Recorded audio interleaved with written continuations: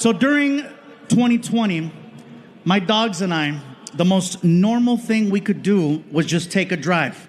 Okay, drives, you could just get in the car. Nothing was open, but you could take a drive. And so we get in the car, and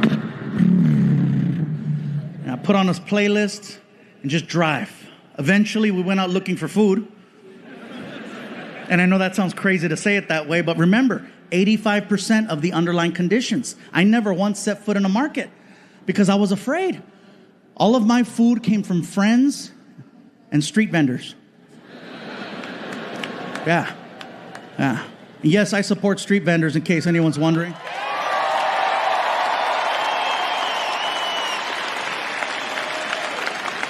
Because no matter what, they're working their asses off, again, trying to make a better life for themselves and for their families.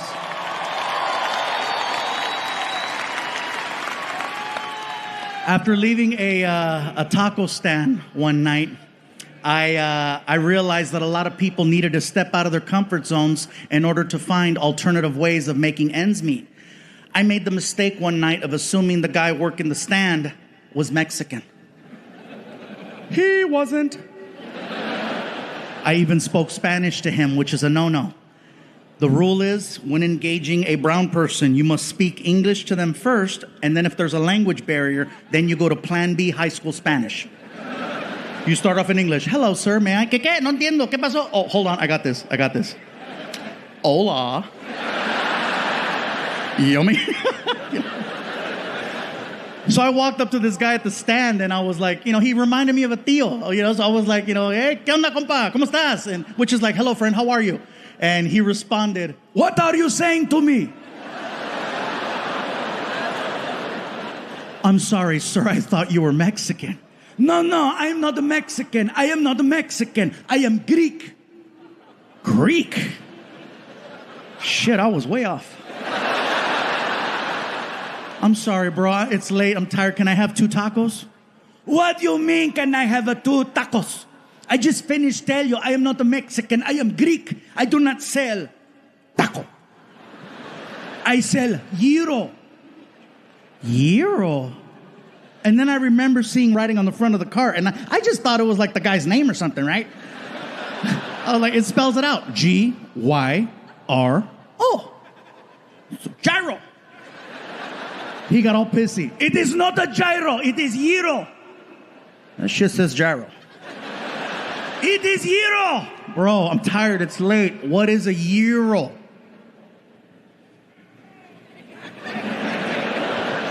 It's like a taco. Give me 2. The first time I came here, I got a chance to meet some people, and they says, you know what, Gabriel, have you ever been here? Have you ever been to Chicago? Like, no, it's my first time. They said, well, we'd like to take you out to eat if you're down. And I'm like, well, hello. I am very down.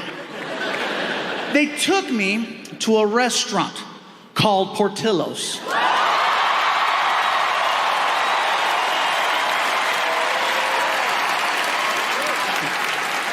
You heard of it? So we get there, and it was very, very good. The hot dogs were delicious. I had a chicken chop salad. It was amazing. Had a beef dip, really, really good. But it wasn't until the meal was almost over that these new friends of mine said, we'd like for you to try something you might not have ever had before. And I'm like, that's not likely. I said, well, what is it you want me to try? And they said, well, they sell a thing here at Portillo's called a chocolate cake shake.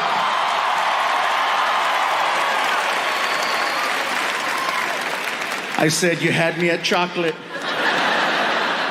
They said, well, you got to go up to the special window and you got to order it from the lady. So I'm like, okay, cool. So I get up and I walk over to the lady, and she's like, can I help you? I say, yes, my friends are telling me that I need to try this thing called a chocolate cake shake.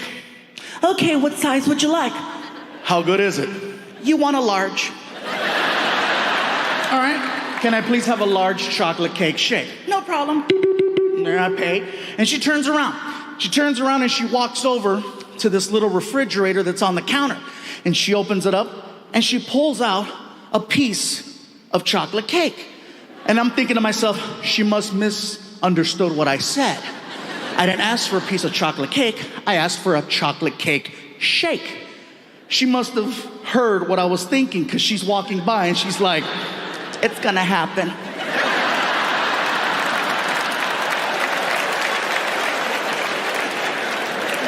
She walks over to the blender, she takes the freaking lid off, and she just looks at me and does this. And I was like, no. And she's like, oh yeah. She pours it and she hands me this like 44-ounce chocolate shake, which is way more than anybody should be drinking. The straw was so thick you could almost fit your thumb in it, okay? So I grab the shake and I begin to attempt to drink it. So I'm just, and I can see the shake coming out.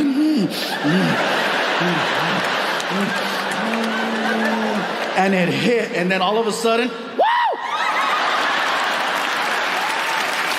Oh, and by the way, thank you to whoever brought the chocolate cakes in the back. I got them right before the show. Thank you very much. Very cool. Mm-hmm. Somebody brought Chico's tacos too. I thought that was great.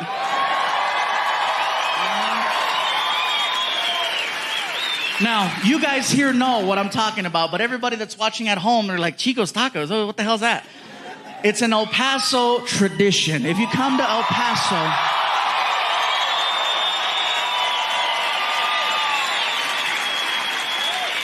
just know that that's right here. That's the tradition in El Paso. I ran into people in other places like Chicago and New York.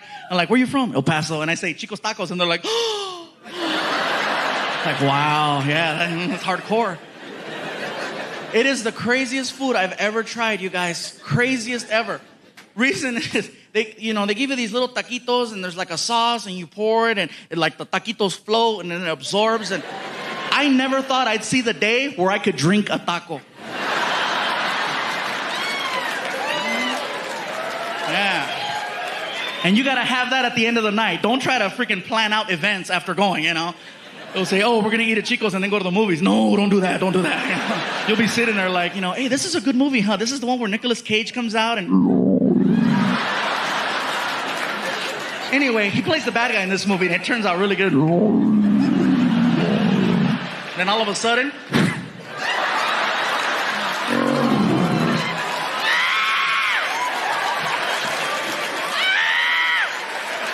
You're running by people. They're like... Chicos.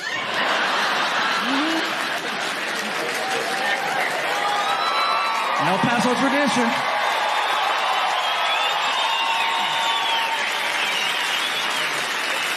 You know what's funny? Is that a year from now, there'll be people watching this all over the world. Just like the first DVDs in Canada, Australia, and Europe, this DVD will wind up somewhere in Australia. And there'll be people in Australia going, what the hell's Chicos? Crocky, we gotta go. We gotta see Chico's. You watch. People freaking out. I say, we must go try Chico's. It sounds splendid. Yes, it does. Drink a taco. I never thought I'd see the day. I'm going to try it. El Paso it is. Oh, man. But no, I got Chico's tacos and cakes. One night at one show, I received 11 chocolate cakes. And it was local, so I took them home. And that is an argument that nobody in this building has ever had at 3 o'clock in the morning. Because you don't just walk into the house with 11 cakes. You make some noise, And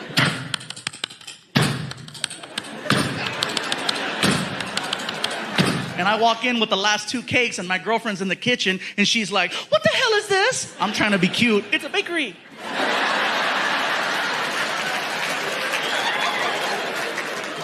Where did you get all this cake? I said, baby, the people at the show brought it. Are you going to eat all of it? Eventually. I'm not going to do it in one hit, freaking 2 hours later. Clear.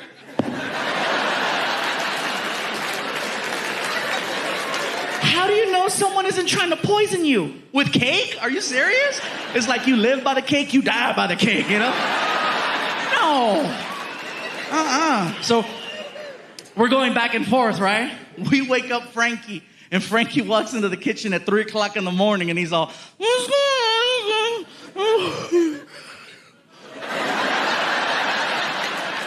Where did all the cake come from? The people at the show brought it. Tell them I said thank you. I'll tell them you said thank you, Frankie.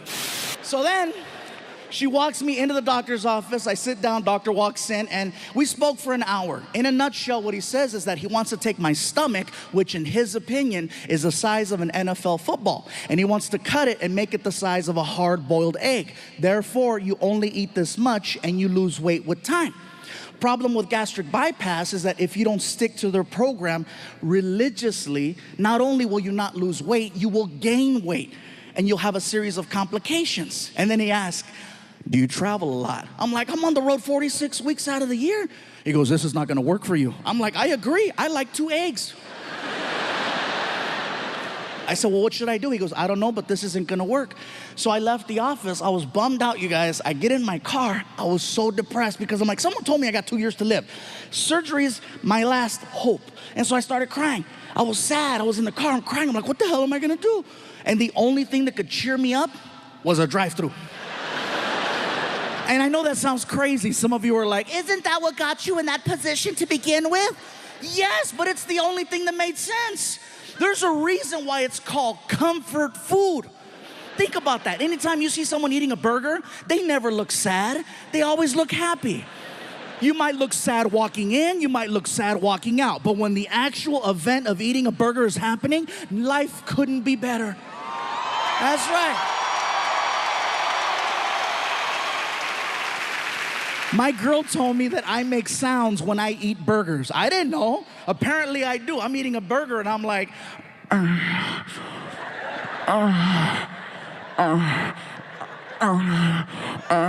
She was like, are you eating that or are you eating that?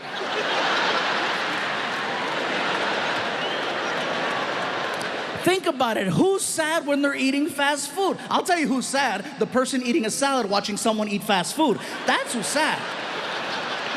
So I pull up to this fast food restaurant with a big M on it. And the guy in the speaker's like, may I help you? And I'm crying. I'm like, you have no idea. What I eventually wound up doing, you guys, is I started low carbing. Now, I am not eating healthy by no means, okay? I still eat fast food every single day. And people question it. How do you eat fast food and lose 100 pounds? I'll give you an example. I'll go to a burger place and I'll order a double cheeseburger. I won't eat the bread, I won't eat the onions, the tomato, the ketchup. I'll eat the meat, the cheese, the mayo, the mustard, and I'll order up to 3 with like 3 diet sodas. And people go, that's unhealthy. The cholesterol's gonna kill you. I agree. But guess what? Cholesterol's gonna take 10 years to kill me. Diabetes is gonna do it in 2. Right now, I'm winning by 8.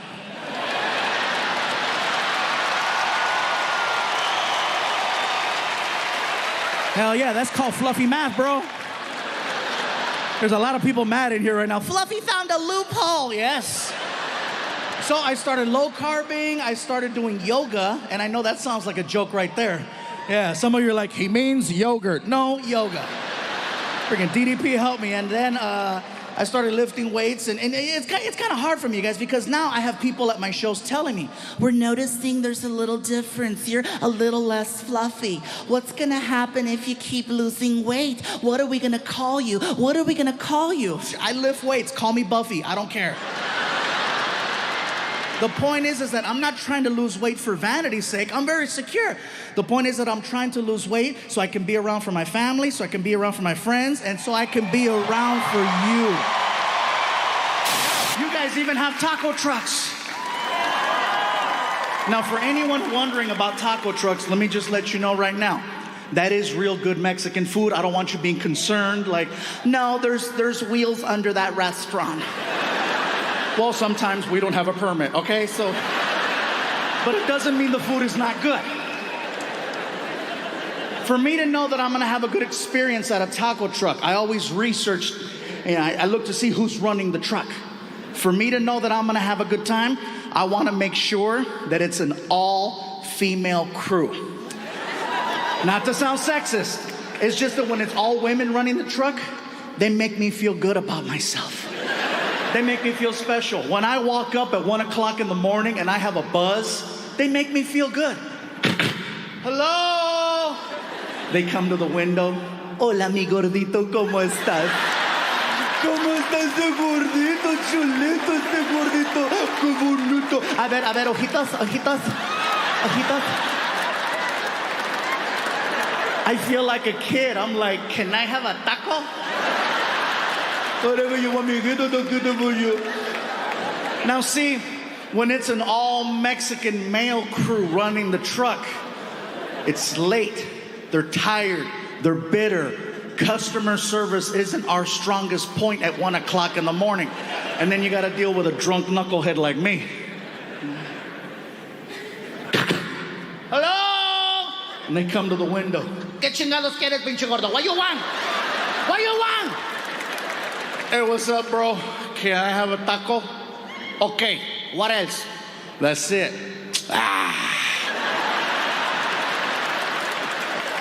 That's not even a word.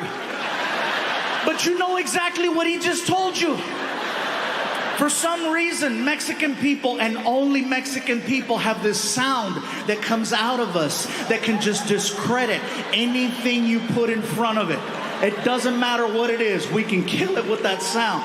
I just graduated from college, top of my class.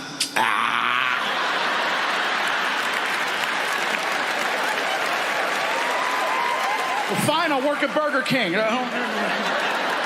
Papi, this is my fiance. He loves me. Fine, I'll be a whore. Since the last time we've been here, a couple of things have changed. One of which is I am officially down 100 pounds.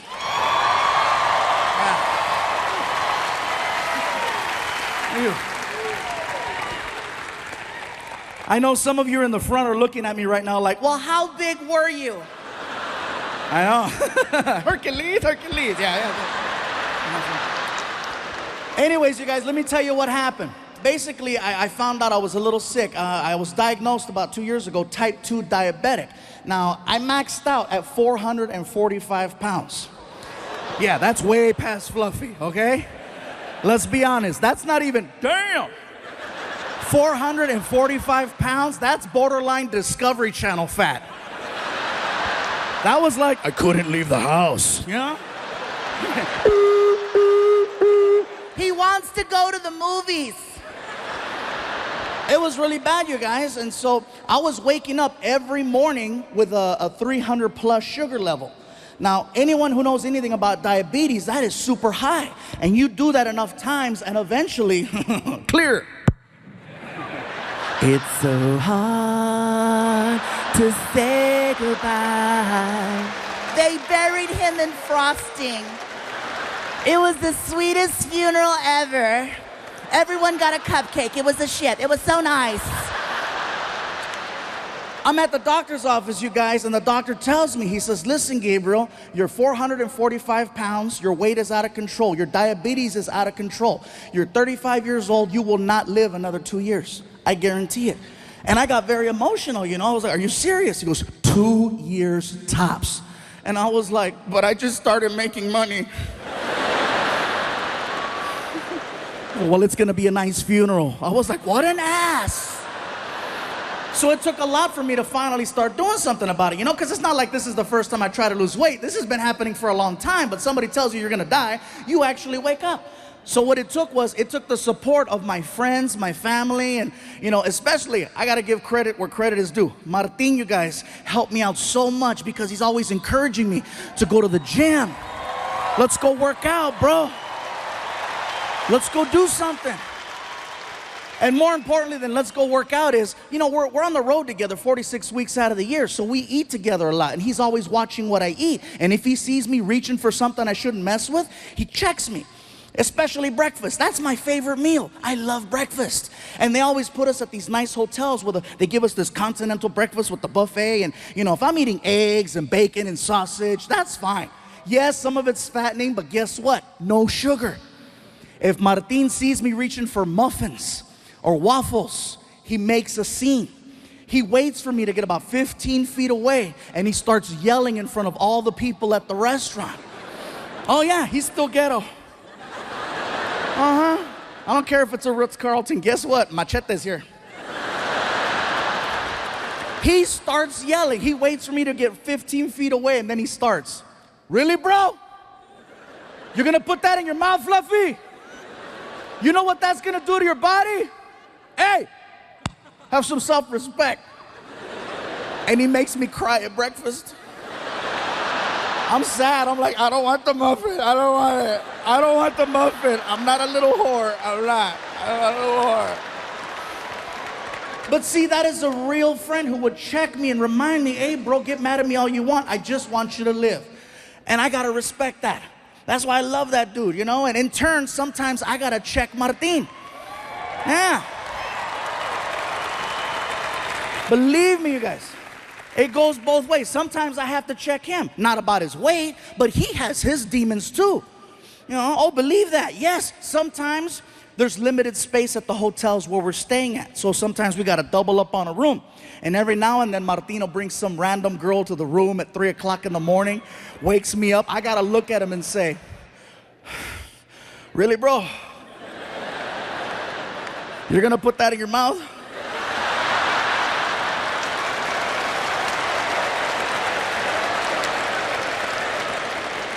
Do you know what that's gonna do to your body? Hey, have some self. He doesn't, he really doesn't. So, 3 years ago, I bought a Beetle, not even thinking. That's not the joke, shut up. See, I can't even tell you guys this story already. I wasn't thinking. I bought the car because it was affordable, economical, brand new freaking Beetle for like 17 grand. I was like, ah! First new car. I go to show it off at my friend Martin's house. I thought it was nice. I pull up, you know. Martin! He lives in the hood. I don't get out the car. Across the street, there are these gang members. The kind of gang members, they don't really get into, you know, like shooting people and stuff like that. They just hang out on the porch and talk a lot of smack.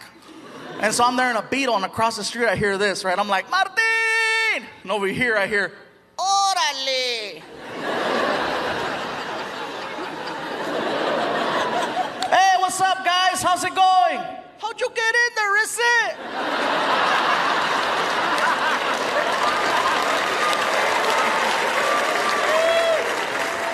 Hurry up, Martin! 2 months later, I go back to pick him up. Now I've had some time to work on the car, right? I put some rims on it, some stickers. I put a chip in the motor so it goes faster. I thought it was bad, right? I pull up. Martin! Órale! I'm not turning around. Hey! Hey! I don't see you.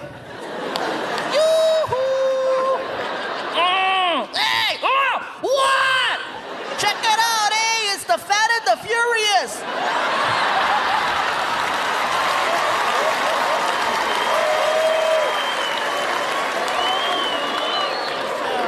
I didn't even wait, man. Got rid of that car, man. I traded it in and got myself a big old SUV. Oh, it was nice for a while. This car freaking sucked on mileage, so man, I got 11 miles to the gallon. Oh, you cannot be badass in a car that kills gas like I kill tacos. You can't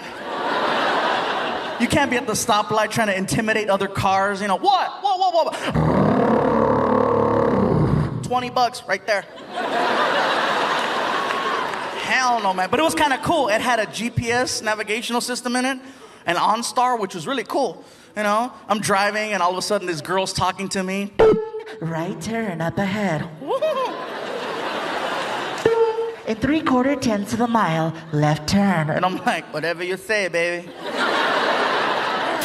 A lot has changed, El Paso. A lot has changed. One thing's for sure, I'm still the fluffy guy.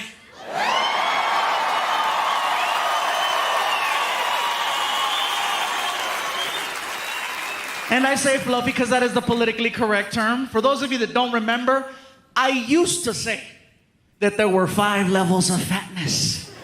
Reason why I say used to say is because now there are 6. I met the new one in Las Cruces. The original 5 levels are big, healthy, husky, fluffy, and damn. People ask, what could be bigger than damn? The new level's called, oh, hell no.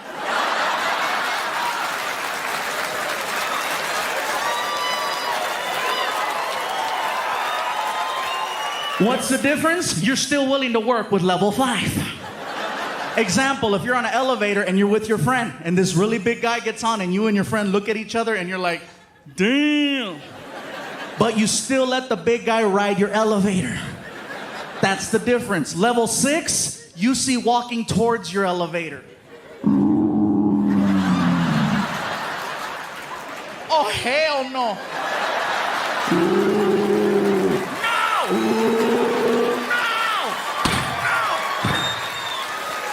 That's the difference.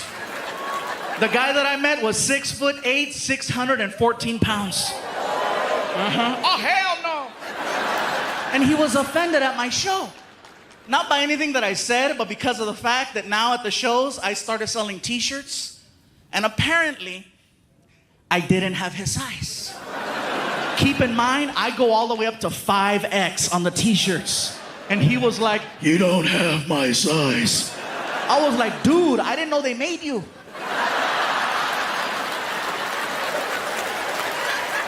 I have up to 5X. I don't have X.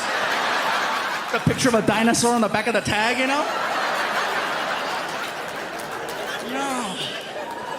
And by the way, you guys, I want to let you know now, here in this theater and all over the world, wherever anybody's watching this special, if you ever see me in public, either at a restaurant or at a hotel or anywhere, and you want to stop me and say hello or take a picture or anything, please, I welcome it, and it's an honor if you were to do that. I do not mind at all.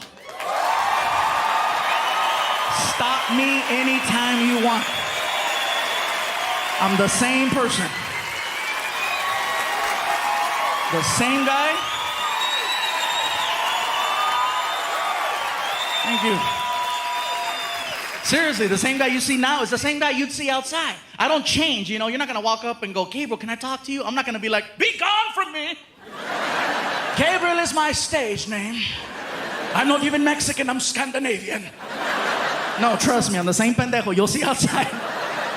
I don't mind, I love it, you guys. Trust me, you guys make it possible for me to have an incredible life and take care of my family. So I'm all for it, not a problem. Trust me, right now, it's so crazy because I'm still adjusting to people walking up to me. I'm checking into the hotel and they already knew me, which was crazy. I go like, hi, I'm checking in. Here's your key, sir. What?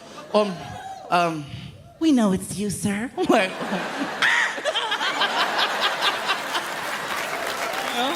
I think that's awesome. I needed that like 6 years ago.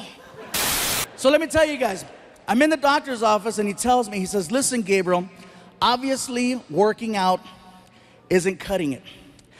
I have a friend who specializes in gastric bypass, and I think it would benefit you greatly to at least listen to what the guy has to say. It couldn't hurt. So he hands me a card.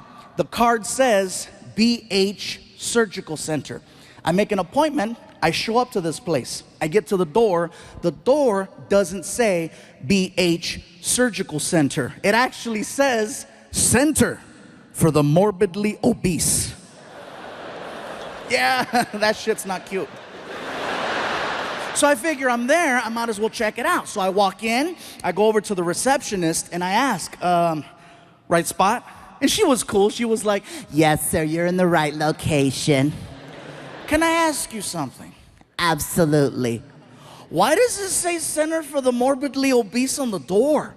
The doctors prefer it that way. Why don't you have that on the card? Because then you won't come in. First time? Yeah, first time.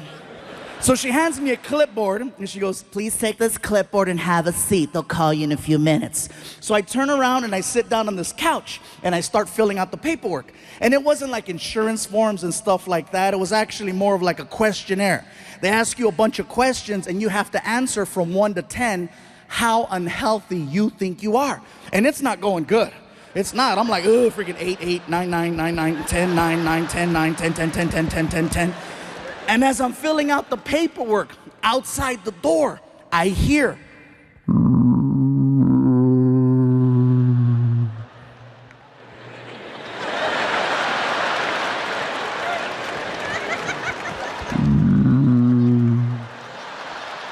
of a sudden, the door opens up, and this dude walks in, freaking.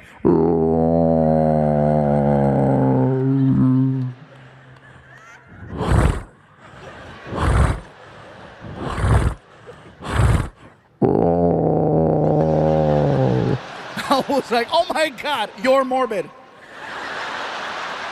Immediately, my score got better. I'm like, shoot, I'm a 4-4, 3-3-3, 2-2-2, 1-1-1-1, 1-1-1-1-1. I'm healthy by default. He makes his way over to the receptionist, and she's like, Are you here for the 8:30? Is this your first time here?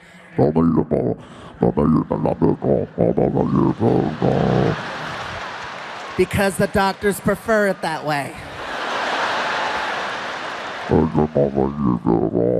Because then you won't come in. Oh, God.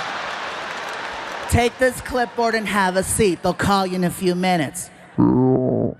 So he turns around, and he looks at me and my sofa, and he's like, I swear it was like the opening scene to the movie Pacific Rim. He's like, I was like, ah! No one's sitting here. Yeah, it's all you, bro.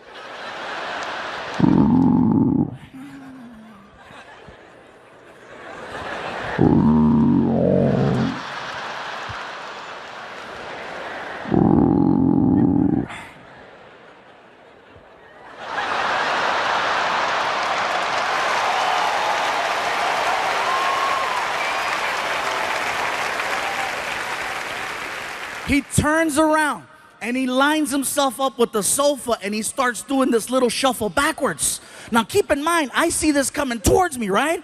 He's like,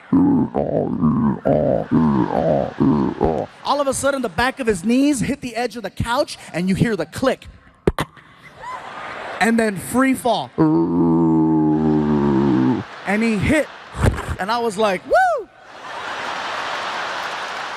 And at that moment, they call me in, Mr. Iglesias, hey, wish me luck. So I walk into the office, I'm greeted by a nurse. The nurse is really nice. In addition to being nice, she's actually a fan, which made it so much better for me. She comes over and she's like, Mr. Iglesias, this is such an honor. I'm such a huge fan. I am gonna make this as painless as possible. I have to weigh you. I'm like, you know what? I'm good. I weighed myself at the house. I'm 445 pounds. I'm good. I have to confirm that. And in my head, I'm like, why would I make that up? You know what I mean? Like, if you're 200 pounds and you lie and say you're 195, I get it. But once you achieve a certain level of, it's pretty clear. So I said, fine. Where's it at? Excuse me? Where's it at? Where's the scale? Because I want to walk up to the scale so I can grab the stupid brick, pick it up, slide it all the way to the end, and put it down. You know the scale I'm talking about, right? The one that has that heavy arm where you get on and it's loud. I call it the scale Nazi. You get on and it's like, Sikhaya!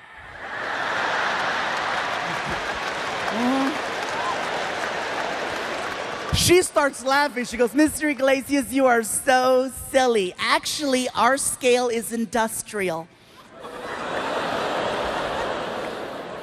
Anytime someone uses the word industrial and you're in the sentence, oh, you messed up. She goes, Mr. Iglesias, it's built directly into the floor. Stand on the little X. I'm like, oh my God, I'm a semi. And then she gives me instructions. She goes, Mr. Iglesias, listen, stand still. I'm going to press the little button on the wall. It's going to make a sound, and then your weight is going to appear in the little window. And I'm like, make a sound? In my head, I'm like, I hope it's not, So I'm bracing myself. I'm waiting. I'm like, and then she presses it, and it was actually cute. It was like a casino sound. It was like, hold on, my shoes. You're laughing. It's 3 pounds, bro.